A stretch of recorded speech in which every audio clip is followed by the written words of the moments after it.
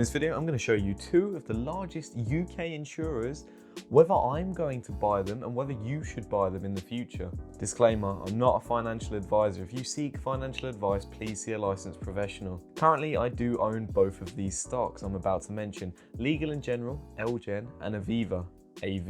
And I've realised that there's little to no diversification bonuses of owning both of them, and in fact I'm a bit overexposed to that industry. So I'm going to analyse both stocks, compare the two, and then decide which one I'm going to sell out of and which one I'm going to buy more of in the future. So make sure to stay to the end to find out what my decision is. LGEN currently has a market capitalisation of 14 billion, which is greater than that of AVIVA currently of 11 billion. However, in the past, AVIVA did have a larger market capitalisation, and you know what this suggests? It actually suggests that AVIVA has had more difficulties with past performance in terms of share price and overall general business performance than that of Legal & General, and therefore investor sentiment would have lowered, hence the deduction in market capitalisation. And in fact, AVIVA has seen a downtrend since 1995. There has been times where it's rallied and then dropped, but it doesn't quite recover after certain recessions, such as the dot-com bubble, the subprime mortgage crisis of 2008. Each of these times the share price goes up and then it drops, but it never quite recovers to where it was. And if you'd have bought AVIVA in 1995, you would still be down 44% today, which is pretty awful. Like, imagine holding an investment for 25 years just to find out that you're still down 50% on capital. Whereas if you'd have bought Legal & General in 1995, you would have seen a return of 507%, and this is all without dividends reinvested. But both of these are dividend stocks, and so we should really look at how much the dividend yield impacts that. And so in the last 5 years, you would have gotten a return of minus 27% with dividends reinvested with AVIVA.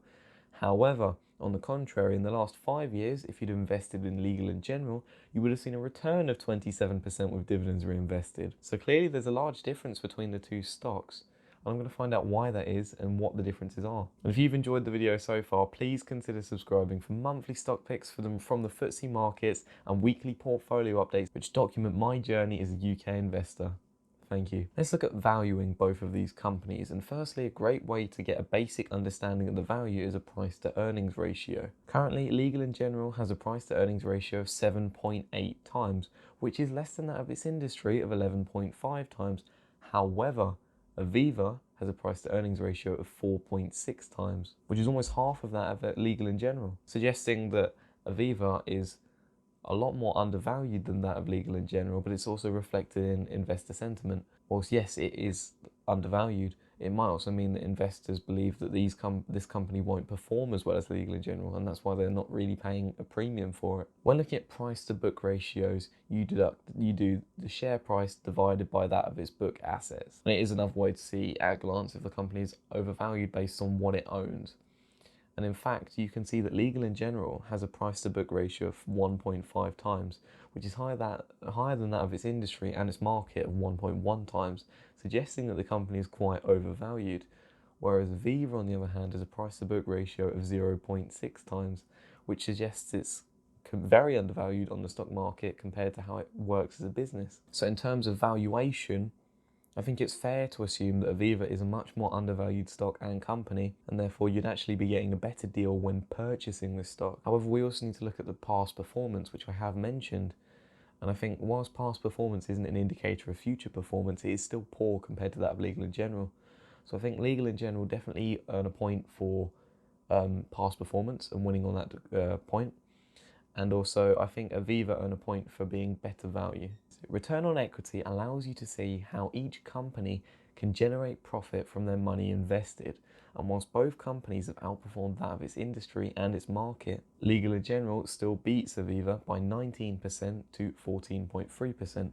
However, these are still decent returns on equity. And typically, if they are gaining a high or the decent to high return on equity, that can be reflected in the future share price of the company. And so with a higher percentage that Legal & General has, you can assume that they will have greater capital appreciation in the future than that of AVIVA. But this might also be due to the fact that LGEN has a higher volatility than that of AVIVA. A volatility of 1 means that it's equal than the market, so if the market drops by 20%, this company would also drop by 20%. LGEN has a beta volatility of 1.23, which is higher than that of AVIVA of 1.08, suggesting that if the market drops, LGEN is going to drop further, but it also means if the market rallies, LGEN will rally further. And this depends on your risk tolerance. For those with lower risk tolerance, then perhaps AVIVA is a better company to purchase in this regard. However, I would argue that AVIVA is in a stronger financial position than that of Legal & General. And this is because, for a start, they have a lower debt to equity ratio. But this could also be due to the fact that LGEN continued paying their dividend whilst AVIVA had suspended it, despite pressures from the Bank of England and from European regulators. LGEN continued to pay it, which puts them in a worse cash position. And if this pandemic crisis leads to a lot of insurance claims, then AVIVA is certainly in a better position due to its higher cash position currently and its lower debt to equity ratio. It does seem that Legal & General seems to take debt quite spontaneously, and I haven't done too much research into why, but it does seem at one point, at least 6 years ago, they had a debt to equity ratio of something like 400%, whilst today it is only around 54%. It is still higher than that of AVIVA of 48%. But they all do seem to have similar ratios from debt to equity and cash positions. So in terms of financial positions, I do think AVIVA takes the point here, as I think it's got a better cash position to be ready to weather the storm and also has lower debt as a whole. But however, when looking at dividends, it's a fairly equal duel. For the time being, I am going to ignore the fact that AVIVA has suspended its dividend and talk as if it is still currently paying it. And when comparing that, AVIVA has a current dividend yield of 11.4% versus that of Legal & General of 7.4%, which does mean AVIVA has a higher potential dividend yield, and that could be seen as riskier. Because it is so high, it might be cut in the future, and yes, it is currently suspended, which means when they resume it, they might not resume it to as high as it was, so that is something to look out for.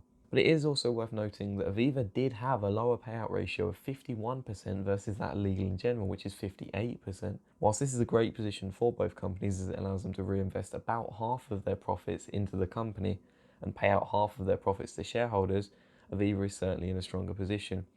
However, since they have suspended their dividend and cut it frequently in the past due to certain recessions like the dot-com bubble, the subprime mortgage crisis of 2008, it does seem like, dividend history-wise, that LGEN does win the point.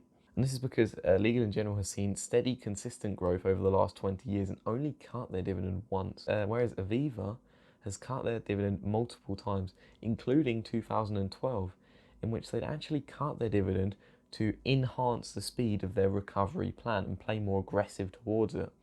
Whilst I think this was a good, strong move for the company to make, and I'm glad they did make it, it does mean that their track record of dividend histories and investor sentiment will therefore not be good. Or it is worth noting that AVIVA did grow at a faster rate than Legal & General with their dividends, and whether this is a trend that will continue to follow in the future, depending on what they do with their current dividend, it certainly would be an advantage to AVIVA. And it really depends on your visions for the future. If you think AVIVA will be very successful with their recovery plan of reducing their overall debt load, increasing cash flow, and increasing the amount of dividends given out to their shareholders, then certainly AVIVA would be the investment for you. However, if you feel that they won't do this successfully, and you think that Legal & General, with their strong dividend yield currently, and the fact that they haven't cut their dividend in a recent recession other than the subprime mortgage crisis of 2008, that they would be the safer income buy that you can have, knowing that you can consistently get growth year on year, even though we've had a black swan pandemic crisis outbreak, which means that in the future it's very likely that they will continue to pay their dividend. But if AVIVA does resume their dividend, and in fact grow it from the year before last, then it would seem as a very, very strong positive, and in fact, investors would probably rebuild sentiment with the next few years, and therefore I do think it could be a stronger investment in the future. And it really depends on your risk versus reward. They both have their own balances. AVIVA, for instance, has a lower overall volatility, but also is more riskier and is likely to cut their dividend in recessions, whereas Legal & General has a higher volatility, but is less likely to cut during a recession. So that's where you've got to decide, do you care more about dividend income or market volatility? And currently AVIVA has dropped a lot due to the fact that they've also suspended their dividend, and this does mean that it shares a very similar volatility to that of Legal & General. However, in the future, it's very likely you will see it to be the same, or be much lower. But it is worth noting that over the last 20 years, they have paid some income to their shareholders. So you won't see years where they aren't paying any at all. And I'm personally going to sell out of Legal & General at some point in the future, reinvest half of those profits into AVIVA and reinvest half of those profits elsewhere. This is largely due to the fact because I'm overexposed to the financial sector as is, and the diversification that they both give me isn't that good. However, insurers in the long run will likely outperform that of its financial sector. And this is due to the fact that we've got an ageing population in the UK. More people are going to be very dependent on life insurance, and Legal & General and AVIVA are in very strong positions to deal with that. And I believe that if AVIVA maintains their effective management strategies, that they will actually make a change and in the long term outperform that of Legal & General.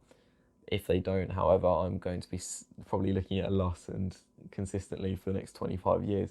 The first step to look out for is, however, what they do in August related to their dividend. If they resume it at an initial value, then AVIVA does seem in a strong spot. If they grow it, even better. But if they cut it and then start to grow it from scratch again, we're going to see a very cyclical dividend, and therefore it's not very promising. I'd love to hear your opinions down below. Do you own AVIVA? Do you own Legal & General? Are you planning on buying either of them? What are your price targets? Thank you for watching. I'm Osborne Foreman. Have a great day.